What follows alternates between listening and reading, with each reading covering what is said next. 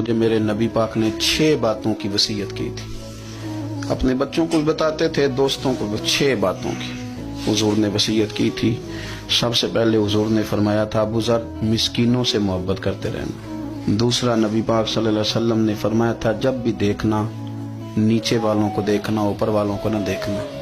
مالداروں جاگیرداروں پہ توجہ نہ کرنا, ذہن خراب ہوگا. نیچے دیکھنا, غریبوں کی طرف توجہ رکھنا. تیسرے نمبر پر نبی پاک صلی اللہ علیہ وسلم نے فرمایا تھا ہر حال میں حق بات کہنا اگرچہ وہ کڑوی ہو. چوتھے نمبر پہ میرے محبوب نے فرمایا تھا اللہ کے معاملے میں کسی کی پرواہ نہ کرنا. کوئی کیا کہتا ہے کہتا رہے, تم رب کے رستے پہ چلتے رہنا, ملامت کی پرواہ نہ کرنا. اور 5ویں نمبر پر میرے نبی پاک نے مجھ سے کہا تھا اگر رشتہ دار تجھ سے تعلق توڑیں بھی نہ تو تو جوڑ کے رکھنا, صلہ رحمی نہ چھوڑنا.